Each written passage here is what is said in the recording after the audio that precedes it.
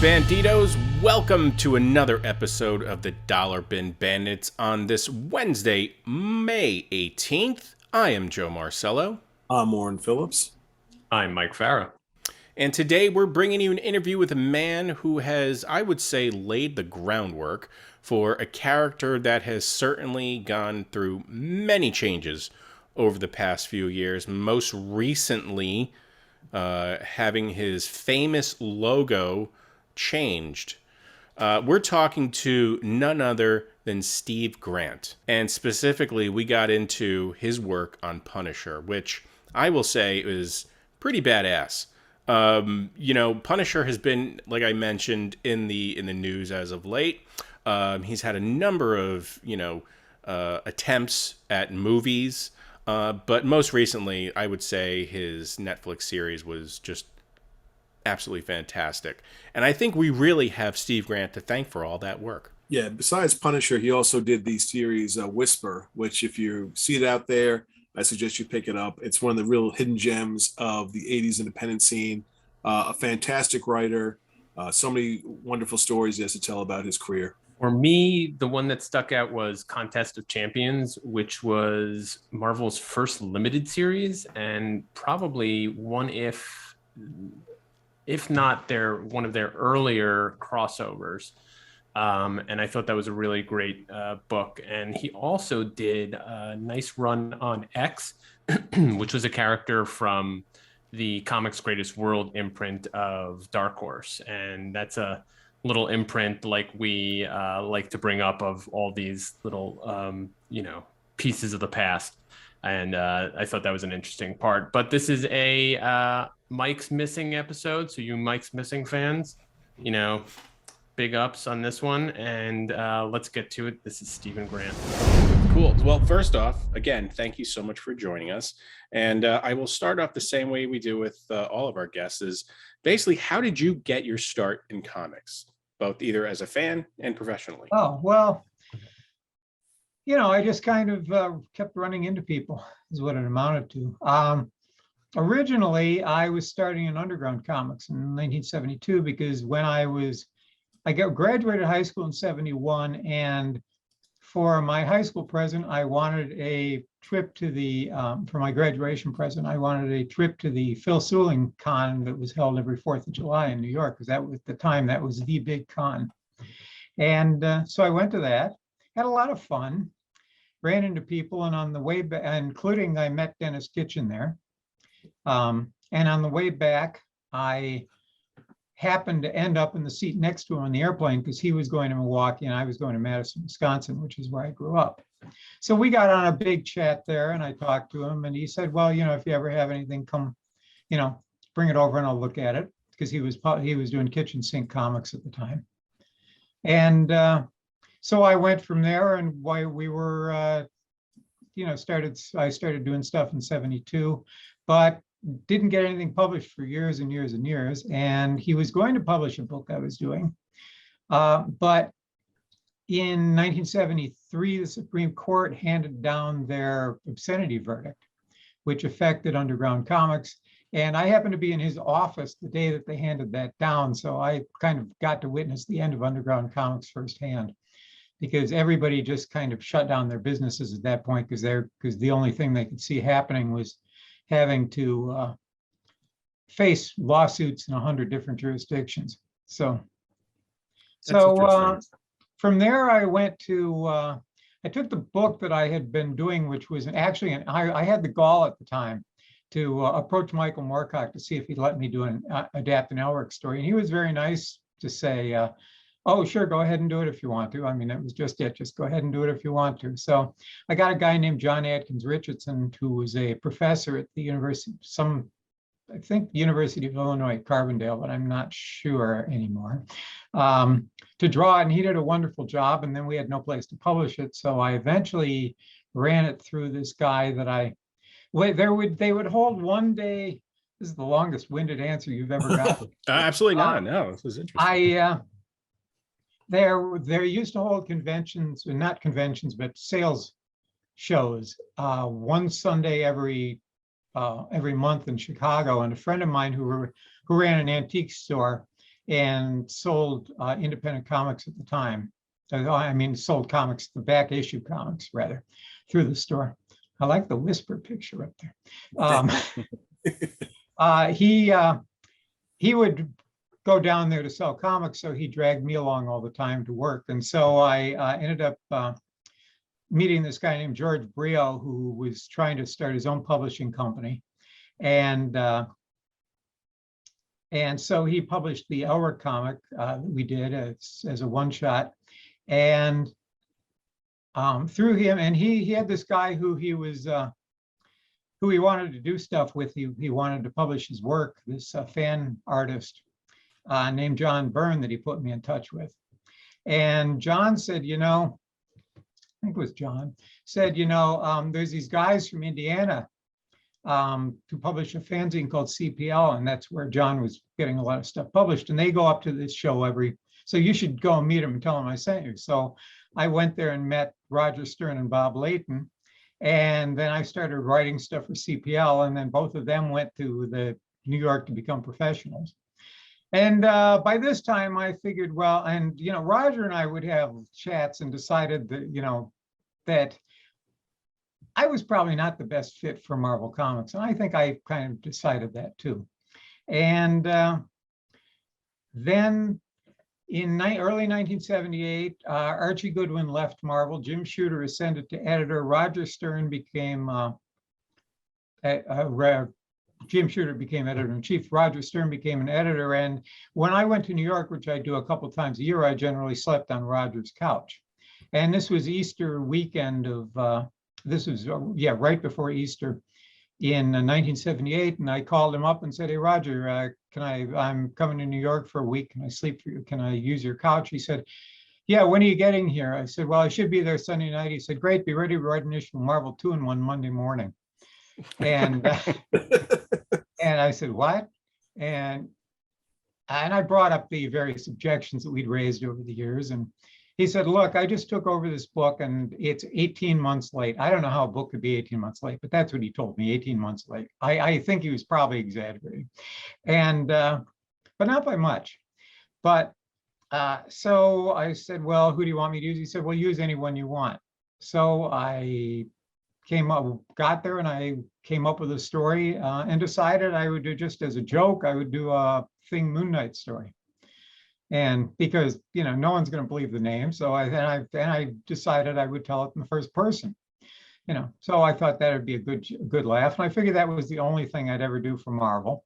So, that was it. So I wrote out the play. I went in with him on Monday morning, sat at the typewriter he had in the office, wrote out the plot, handed it in. He made a few notes and he handed it back to me. I typed it with the notes. He went back and he looked it over and he handed me a voucher, and that was it. And I thought, okay, that's the end of that.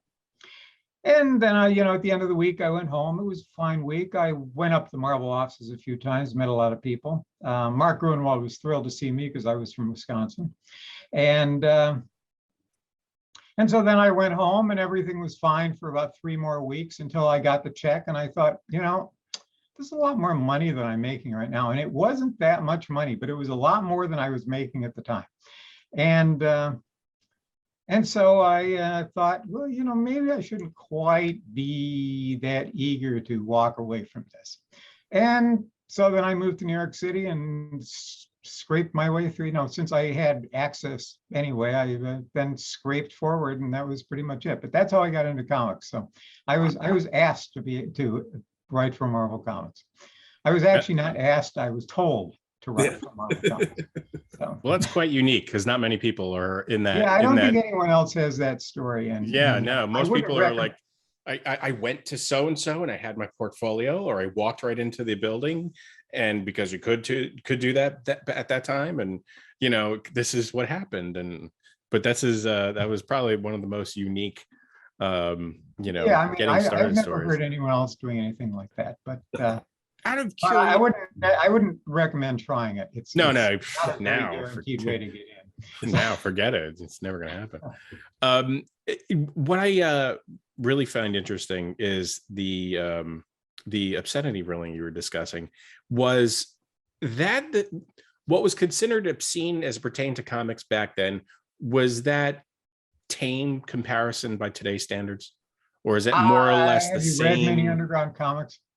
Okay, well, some, but It was not especially tame. okay, The underground comics went in all different directions, and some of okay, them, yeah. well, I mean, even if you just read Richard Corbin stuff, I mean, he's got naked guys running through, literally naked guys running through his stories all over the place, and that at the time would have been considered obscene. No, definitely, I And could naked certainly women, understand. huge-breasted naked women. I mean, it's yeah. I mean, this stuff then was. I mean, I personally wouldn't call it obscene, but I could see where it might run afoul of obscenity.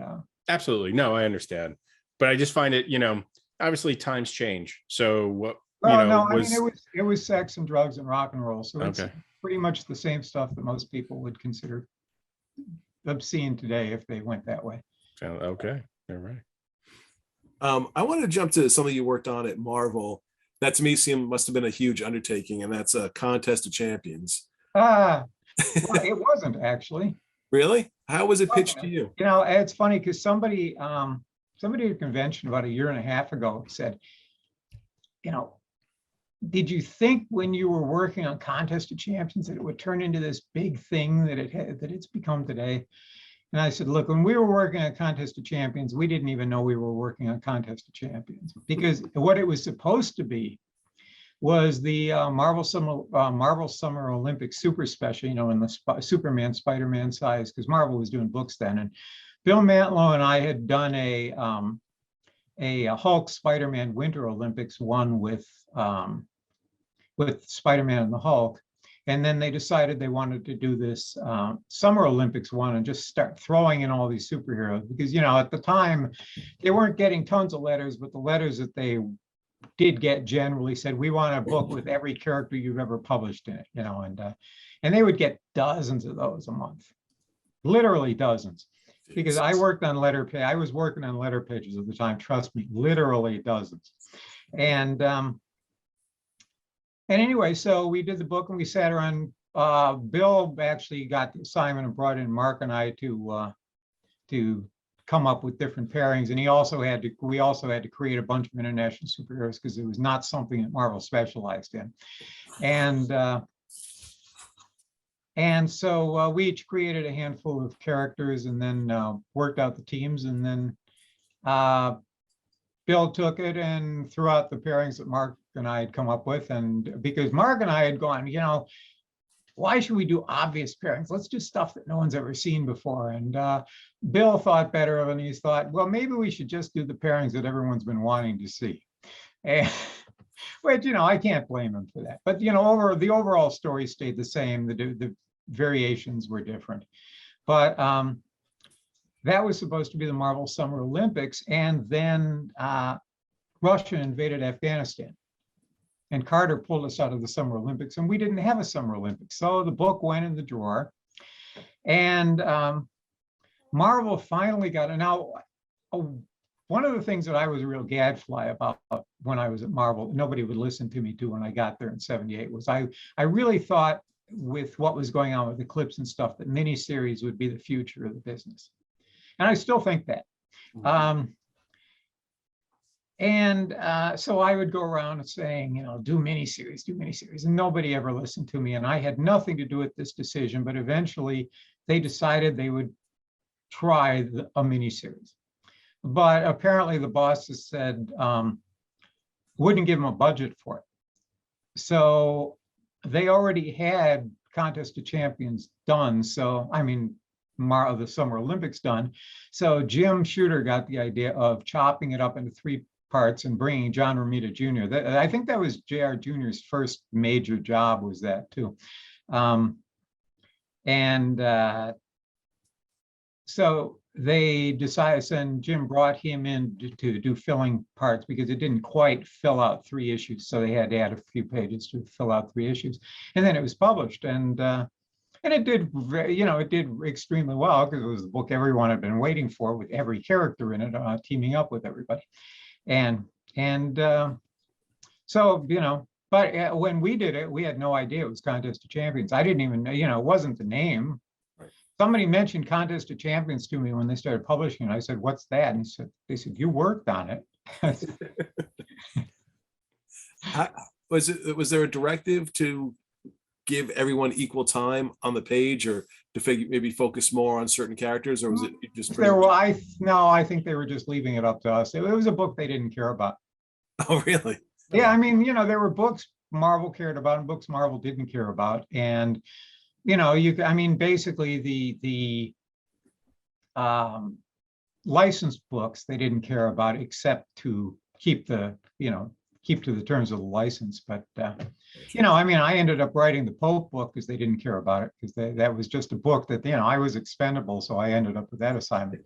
And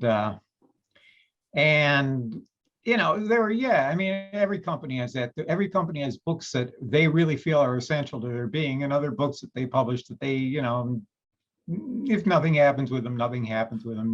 No great loss. So, and I think they thought that whatever they did with Summer Olympics, it would automatically sell because of the connection to Summer Olympics. So, do you think there would have been a Secret Wars if Contest of Champions hadn't done as well as it did? I wouldn't say never, but I would guess probably not.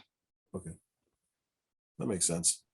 I mean, I think a Contest of Champions exposed the potential for it. So, so I mean, I think it was a logical thing to do in the wake of Contest of Champions. Makes sense.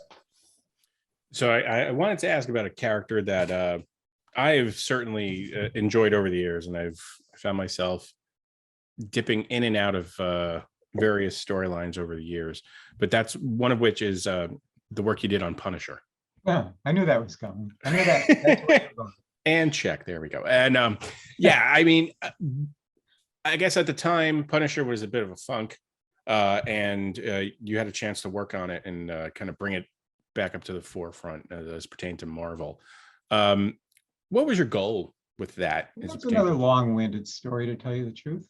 Well, that's why we're here. In 1976, at the end of 1976, I went to another convention in New York City, which was taking place between Christmas and New Year's, when the offices were closed, when the Marvel offices were closed. And I told Roger and Bob were still living in Indiana at the time, because they're from Indiana. And I told them I was going, and they said, "Well, you can stay on Duffy Volan's couch." And I said, "I don't know Duffy Volan." He said, "Well, he's a CBG guy, not CBG, whatever it is, whatever the thing was, whatever their magazine was." And I've asked them to forgive me for forgetting the name off the top of my head. CPL.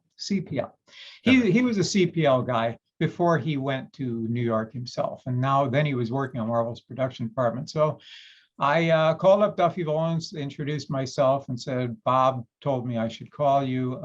Is it okay if I sleep on your couch when I come to New York?" And he said, "This is another situation." He said, "Okay, but you got to go pitch to Marvel when you're here." And I said, I don't have anything to pitch to Marvel." And he said, "No, you got to do it. It's the price. It's the rent."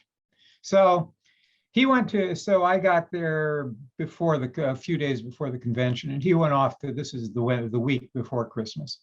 And he went off to New York, to the office one day, and I sat in his living room and again typed up worked out 3 pitches. And I can't remember the first one. It might have been something with the Black Widow, but I did a Black Knight pitch and a Punisher pitch, because he said, "Pick characters no one's doing anything with." And so I came up with a story for the Punisher, and I went in that week. So the next week I went in, and Marv was the only one, who was editor-in-chief at the time, was the only one in the office. He doesn't remember this at all. He was doing this strictly as a favor to Duffy, to listen to my pitches, and he listened patiently to my pitches, and he then said basically, "Well, yeah, we can't do anything with any of those because people are doing stuff with those characters." And but he thanked me for coming in and went on my way, and I didn't care because I wasn't trying to sell anything anyway. But I liked the story that I did with the Punisher. Now, I didn't have any particular personal interest in the character of the Punisher and doing anything with, I mean, the idea of doing a long-term Punisher series, or I hadn't been dying to do the Punisher or anything like that, but I really found I was dying to do this story. And so when I got to Marvel in 1978, I started pitching it to editors, and pretty much everyone went, the Punisher? You want to do a Punisher story? Because the Punisher was considered like the fourth-rate character at the time, which is pretty much how he was being played. Mm-hmm.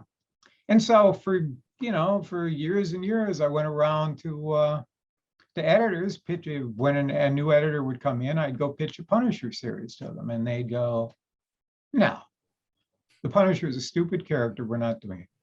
And okay, so it kept going and going and going like that for years. And then Secret Wars came along, and Mike went from being a well-liked artist to the hottest artist in the business.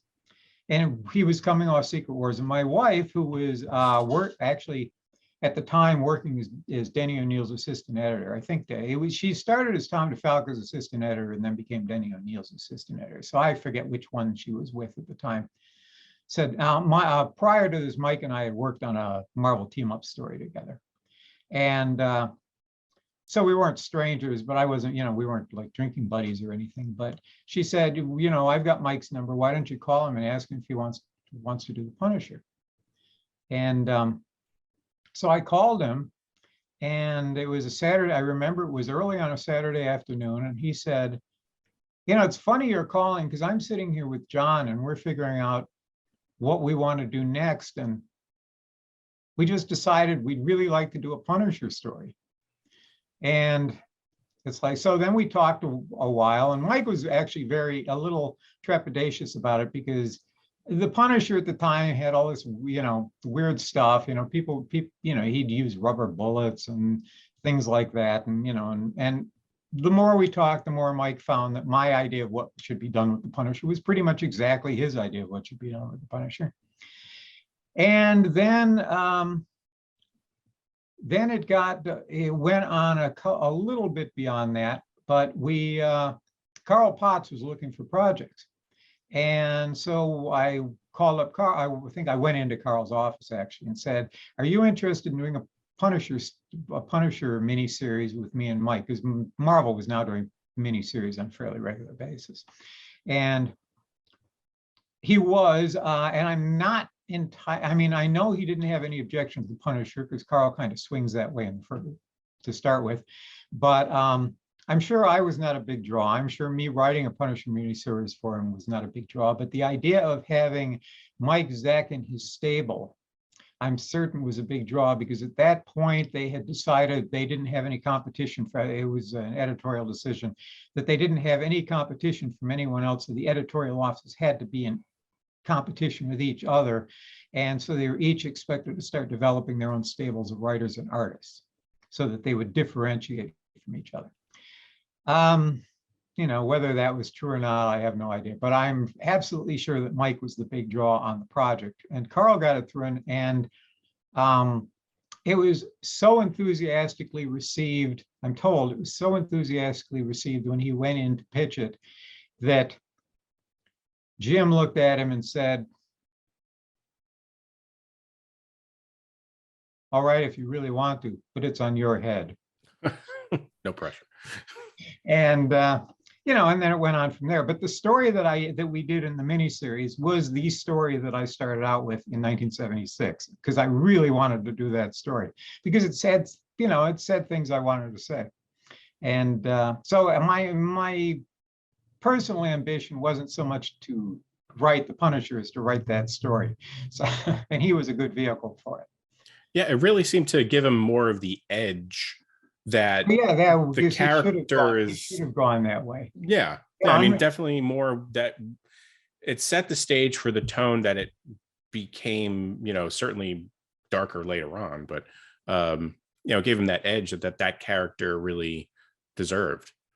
All right. Well, there's that one page where he's in the first issue where he's basically plowing through a gauntlet of prisoners to get to Jigsaw, which I think might have been, I mean, where he's just like walking through and knocking them aside. And it's a pretty brutal page.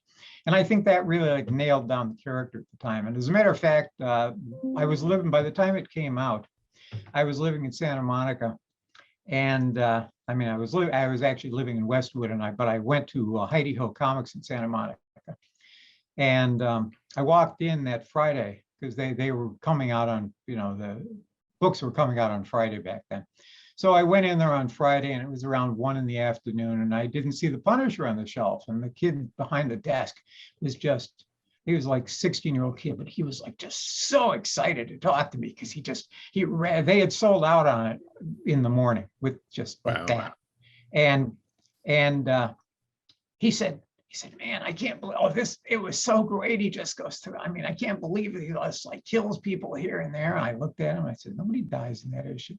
He said, what? I said, nobody dies in that issue. He said, no. I said, yeah, nobody dies in that issue. So he like grabbed his copy of it. And he sat there and he like avidly read it for about 20 minutes, like just poring over it for about 20 minutes. And then he like just sits up with this stunned look on his face and says, shit, I could have sworn people died. And that was pretty much everybody's reaction to the thing. I mean, they remembered as being a lot more, I mean, I wouldn't say it's less violent, but it's less fatal than they generally remembered. And that was the impression that we were actually trying to give, that this was a guy who took no crap from anybody. Yeah. And that was basically that. I mean, I have fairly elaborate concepts of the Punisher that no one else follows, but and why should they?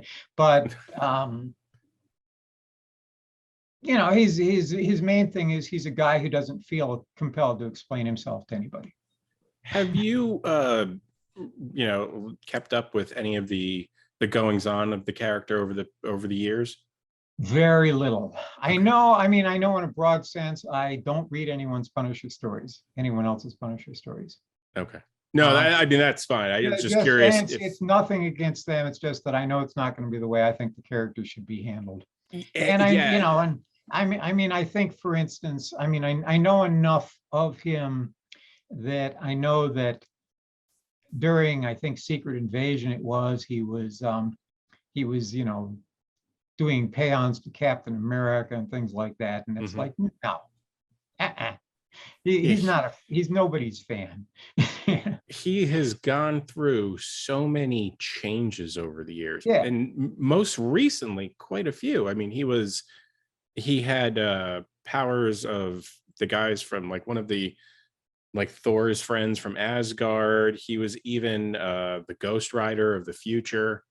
That I'm aware of. Yeah. And then obviously most recently they changed up the skull logo to be a little bit more not Republican.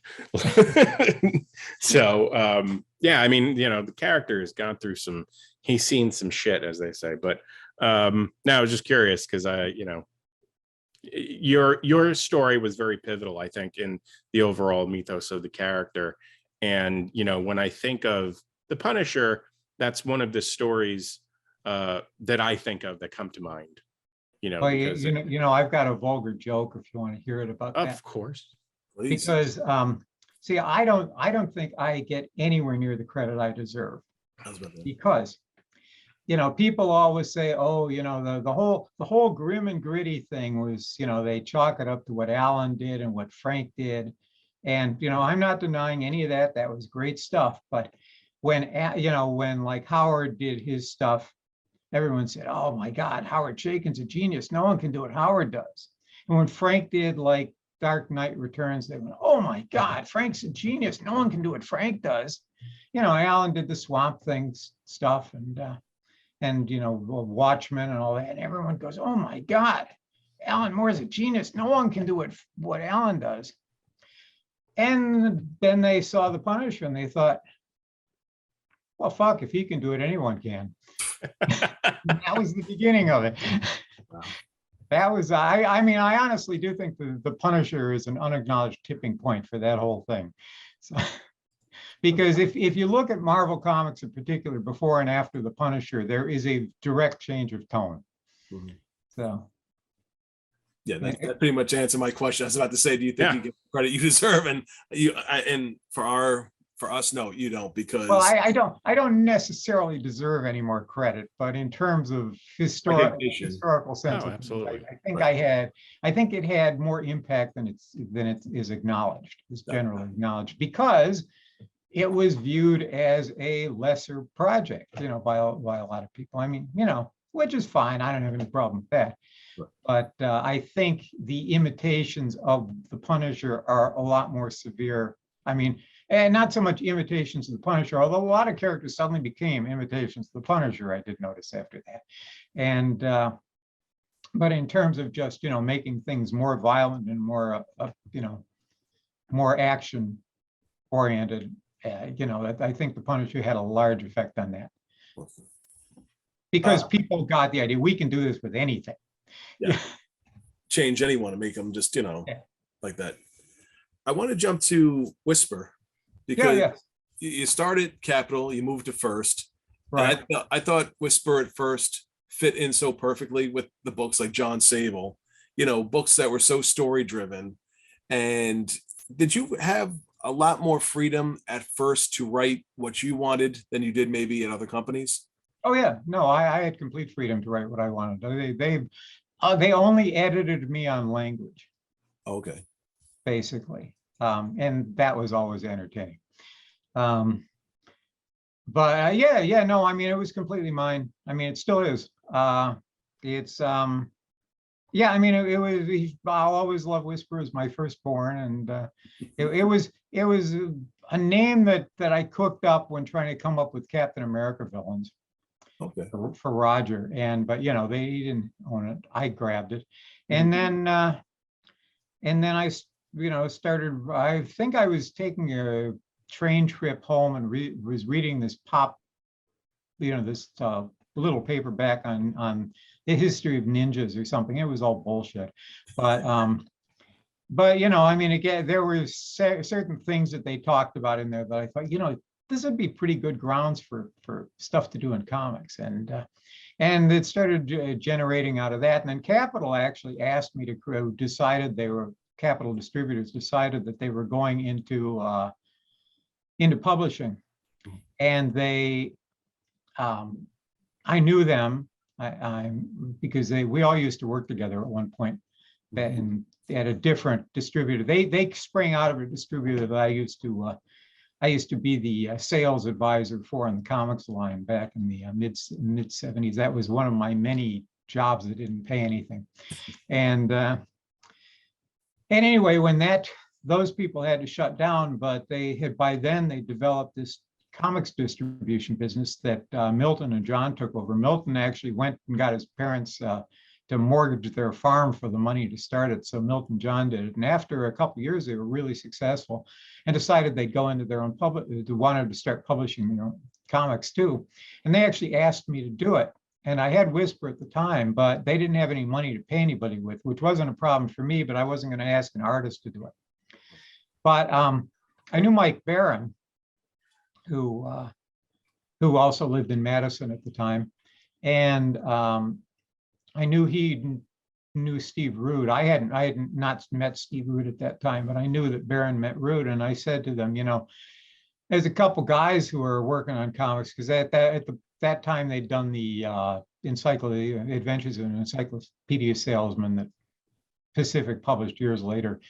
And I said, you might want to ask these guys to do it, because they might be interested, because they're like really big. They really want to do comics. And that's how Capital started publishing Nexus, actually, was that I passed and sent them over there. And then a couple years later, they had the money to pay an artist. And so I said, okay, let's do a book. And that's so by then I had Whisper. So, pretty much all broken down. And and it just kind of evolved from there. So, but yeah, I could do anything that I wanted with that book. Now, were there any changes from Capital to First, or were you able to keep intact the story and all that Oh stuff. no, it was all intact. It was Okay. all intact. They never asked me to change anything in the stories, Okay.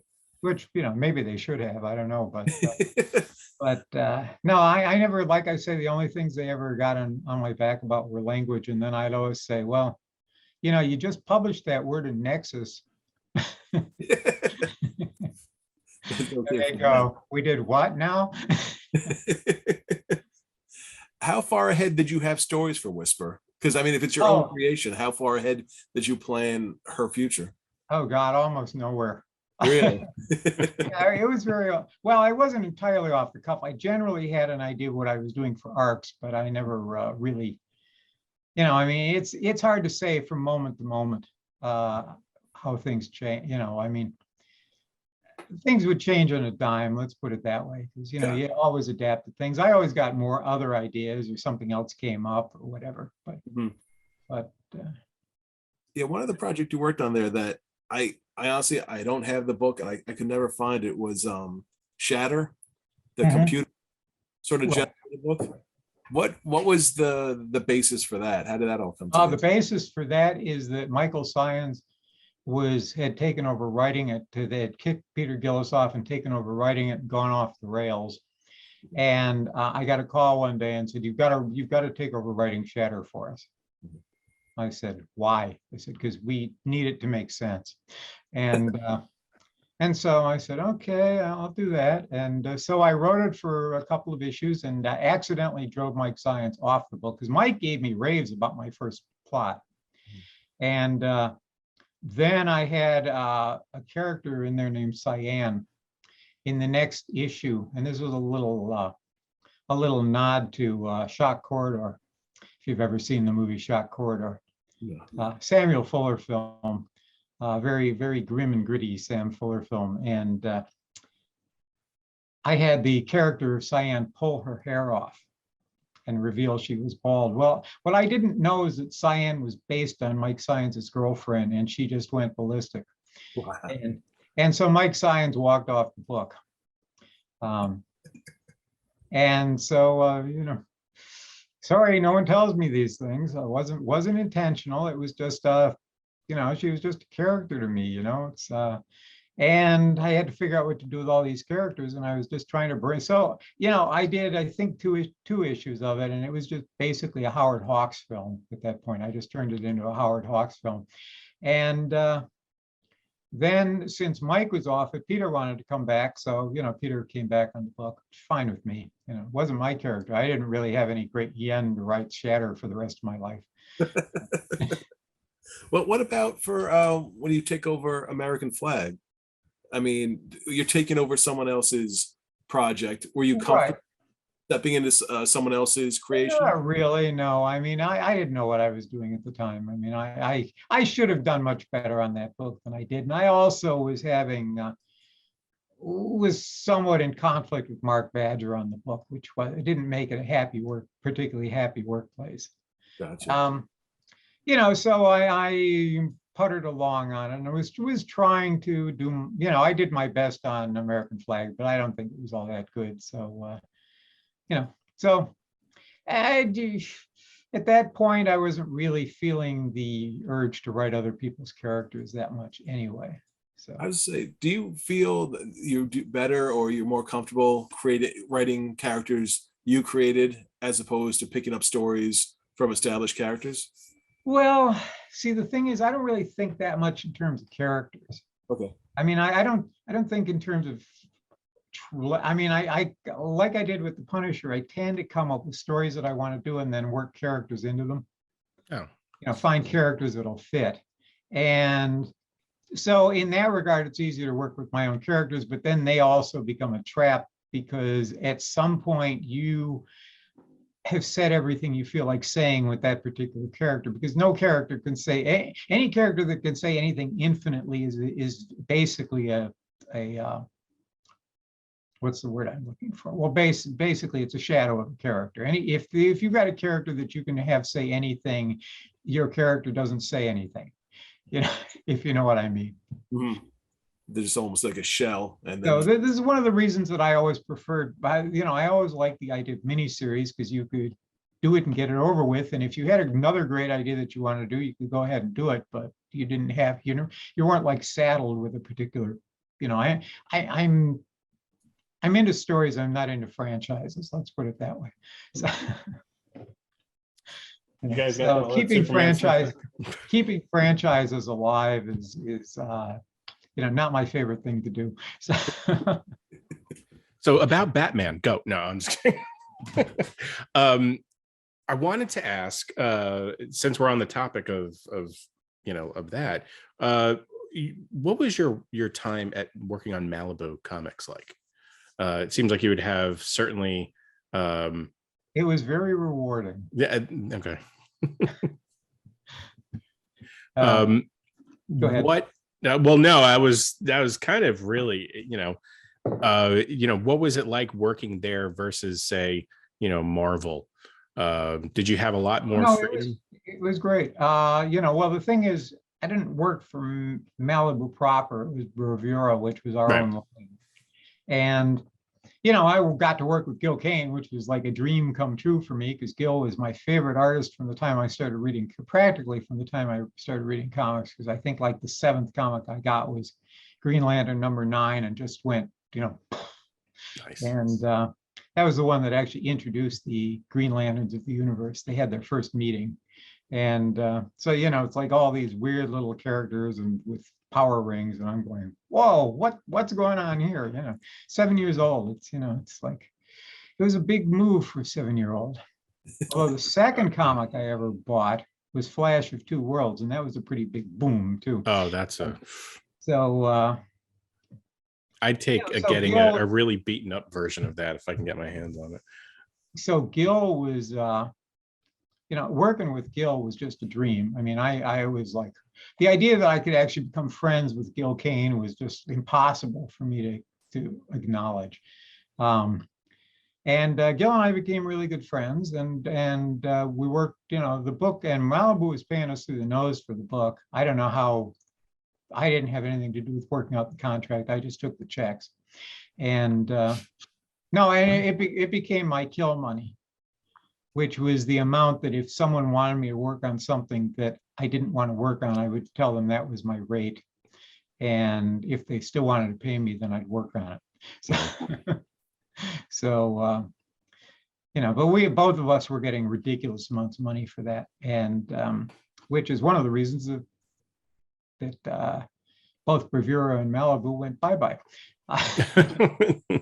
But although, the entire collapse of the industry probably didn't help that much either. So Right. I think that probably had a little more to do with it, because they weren't entirely stupid at Malibu. So they must have thought there was some potential profit in it, at least for a while.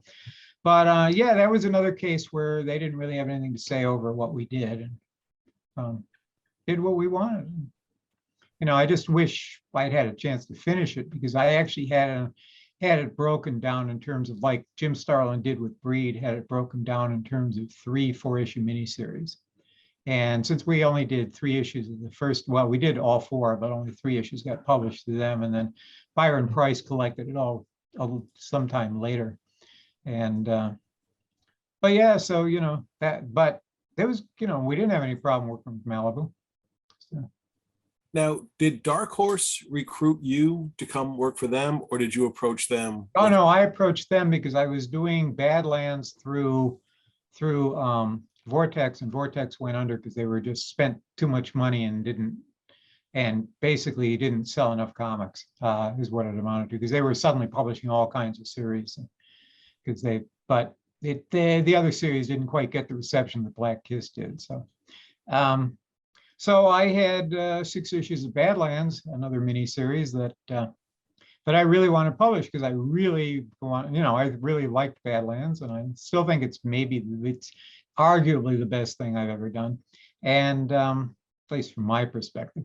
And so I had it, so I just took a copy of the Xerox of all 6 issues and sent him to Mike Richardson and said, do you want to publish this? And then he got back to me eventually and said, oh man, do I want to publish this? And then they just started offering me work. So, so Turned out all right.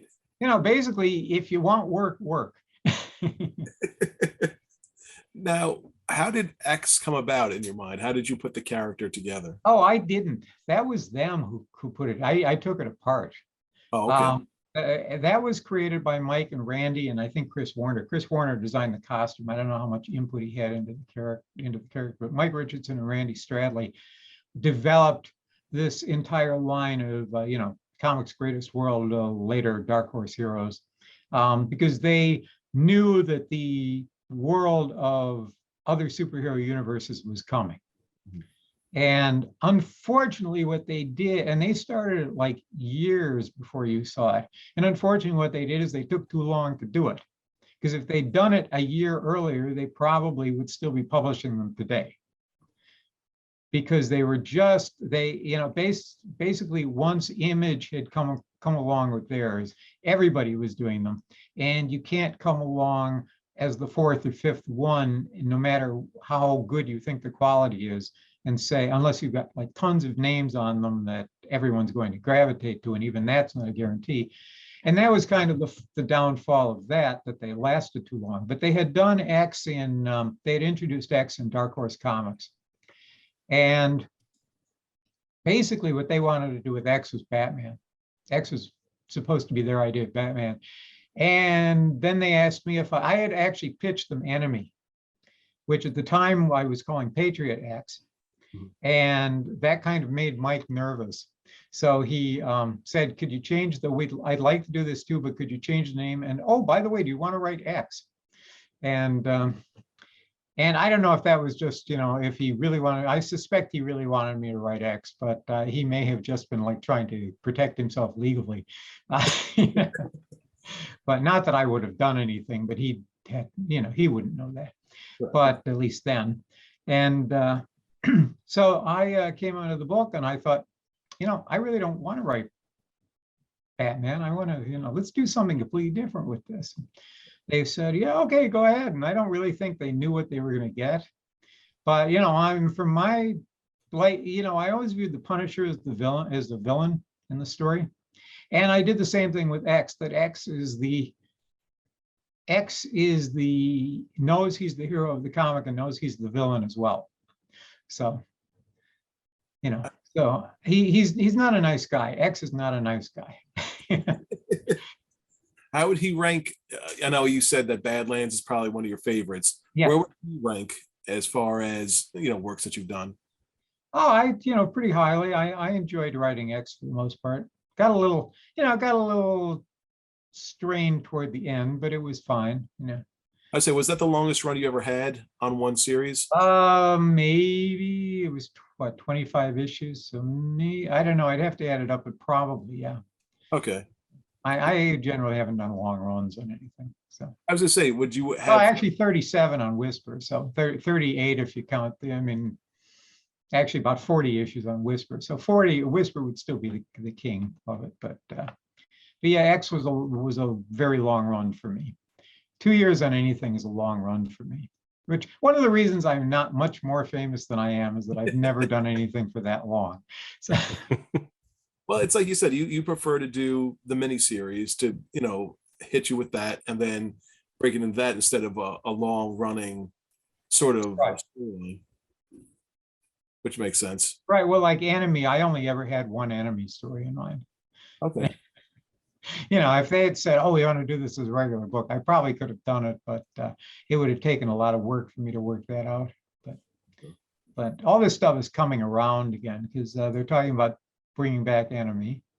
They are talking about bringing back Enemy now. I'm currently working on a Whisper graphic novel for Comics Mix. I'm going to do it for them. So, all this stuff is kind of coming around. So I think it's pretty awesome. I think certainly in the world we live in now, where there are, you're going to have a Moon Knight TV series. You're going to have, anything and everything is possible. So if there was a comic book property there too, but I can't talk about it. So. Oh, well then. Okay. You heard it here first. No. Well, speaking of stuff that's being worked on, you've worked at IDW and Boom Studios. Yeah. I love those two companies because they have all the cool property, at least the stuff from like our childhood and they're just creating new stories for them. What is it like working for them? And like, how does that compare to any of the I generally get no interference from anybody. They tell me what they want and I do it. It's not, I generally write full script, so I yeah. don't have, there's not a ton of interplay back and forth. And I mean, I wish I had stories to tell, but I just do the work. They call, they get in touch with me, or if I'm pitching something to them, I get in touch with them, obviously. But like CSI, they wanted me to, they thought this guy can write good crime stuff. Let's get him to write some CSI books. And I'm not a huge CSI fan. I watched it now and then, but yeah, let's give that a try. That sounds like it could be interesting. And do they give you any guidance, like, oh no, this is not what the character would do, or not really? just... No, I mean, I never really had that problem because I did my research and I knew what the characters would, generally knew what the characters would do. I don't remember any real problems with, and Boom, everything I did for Boom, I created, so they couldn't really talk to me about that. And no, that's cool. They couldn't really complain the characters wouldn't do things that if they were my characters. And IDW, I just, I knew enough about the thing. I mean, there were a few guidelines like the characters don't carry guns and things like that. So, okay, that's fine. I mean, but they generally give me guidelines up front, and then I go, okay, well, I'm not going to veer from these, and I stick where I belong. And I mean, because it's jobs to me. It's right. Again, it's like not like I was going, wow, I really want to write a CSI book, but it's like, yeah, it sounds like an interesting challenge. Yeah, they seem like they're just doing fun stuff. I mean, they're not afraid to take chances. When I see, the Ghostbusters meeting up with the Transformers in a series, I'm like, that's awesome. I mean, or any of those combinations. I mean, it's just fantastic. And it doesn't seem like they're not hampered by any type of legacy of characters that came before. Yeah, no, I don't think they are in general, because I mean, I haven't worked on any Boom's adaptations of stuff, but they generally seem pretty. I mean, a lot of times these days when film companies give property adaptation rights, what they're kind of looking for is a new direction they can go. So in that way, that I think they're kind of using comics as a cheap development tool. As a matter of fact, not only cheap, a development tool, they get paid for it. Everything's written for them. There are licensing fees generally attached to these things, but no, I mean, I generally have never had any real problems with people, with editors coming back to, I mean, it's like, I was writing Deathstroke stories for Jonathan Peterson at DC for a little while, because Marv just needed a spell, but they had to keep doing Deathstroke. So I did a bunch of short Deathstroke, one or two issue Deathstroke stories. And Jonathan told me that Dick Giordano walked into his office, because I hadn't really done anything for DC much at that point. And Dick Giordano walked into his office at one point and said, so how's this Grant guy doing? Because he wasn't really sure about me. And he said, so you doing all right? You having any problems with him? And he said, let me put it this way, Dick. The scripts come in, the scripts go out. That's a ringing endorsement if I ever heard. Well, yeah, so that's pretty much it. So that's been pretty much overall. That's been my general experience in comics. Once in a while you run into stuff where you're tearing your hair out, but it doesn't happen very often. So, at least not to me. So I'm blessed. I mean, it happens to me. Is there one character you'd really like to focus on that maybe you haven't worked on yet? You mean a character somebody else created? The Elongated Man. Really? Nice. Yeah, I'd love to do I always loved the Elongated Man stuff in the back of Detective Comics when I was a kid. I thought he was a great character. I thought he was the only character, really about the only character superhero that marriage worked in, because they didn't act like a married couple. They act like adventurers. And I mean, I tend to put a lot of stuff in my work that's very tongue-in-cheek, that doesn't get recognized as such because it's very obscure. So I mean, there are a lot of jokes in my work. Like, you probably wouldn't pick up on the jokes in Whisper, but Whisper has all kinds of little jokes in it. But they're not ones anyone would recognize. I mean, you'd have to have very specific information to get them. So they're jokes for me, pretty much.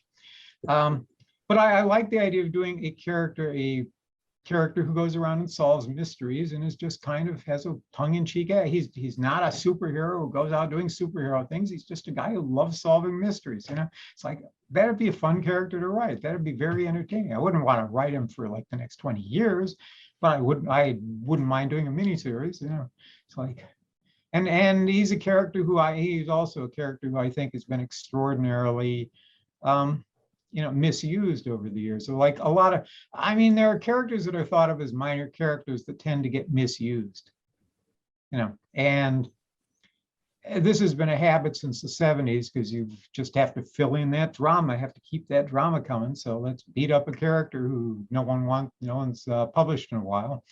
And, I think there's a lot of potential there for a whole different kind of material, and that they're overlooking, and I think there's probably a market for that.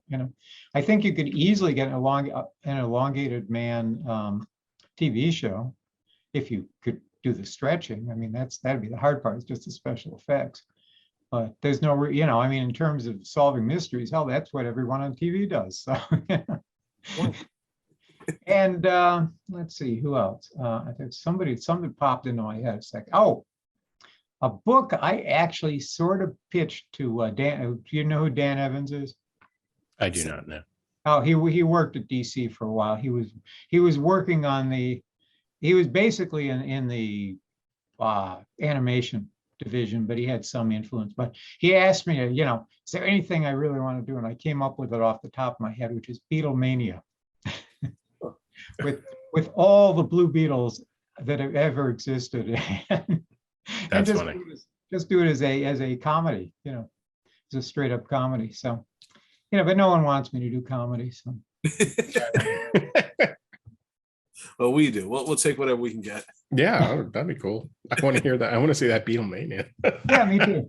Me too. That's why I'm mentioning it here, because maybe someone at DC will go, "Oh my God, Beatlemania! Why didn't we think of that?" They grab Peacemaker from Charlton, so maybe they'll grab. Yeah. Go for Never that. know. Where can fans find you if they want to connect with you? Well, I'm on Facebook, under my own name. You can look for my picture in the corner with a Randy Savage mask on the bottom half of my face. Oh yeah. I'm at under Yes, That's Stephen Grant on Twitter. And I'm available by email at yesthat'sstephengrant@outlook.com. Sounds good. That's awesome. So, and I hope to be sometime this year, on all other things being equal, getting back out on the convention circuit. But I've been a little circumspect about that for the past 24 months or so. Yeah. Oh, what's going on? Something happened? No. But yeah, so I'm not all that difficult to find. And we're back. So I hope you guys enjoyed that episode. This was really interesting. Obviously, as like many, I was familiar with Punisher, but not too much about Stephen Grant. And I have to say, it was an absolute pleasure talking to him. Learned a lot about the guy. Very, very nice person to talk to. And I have a newfound appreciation for him, if for no other reason than the fact that he has a Macho Man Randy Savage face mask. Ooh, yeah, brother. Yeah, it's hard to believe there was a time in the world where the Punisher was a minor character that nobody wanted to touch. But he, like he said he wrote a story and he was looking for a character to put in it, and he picked the Punisher, and it got some shrugs from people like, all right, if you really want to use that character, but look what it's become. Great interview, guys. Really was interesting to hear about the origins of that Punisher miniseries, which kicked off all of the other ongoing series and all of the other media appearances. So Love to hear more from Mr. Stephen Grant. Sorry I missed this one. But that'll do it for this episode of the Dollar Bin Bandits. We will see you on the flip side. Peace.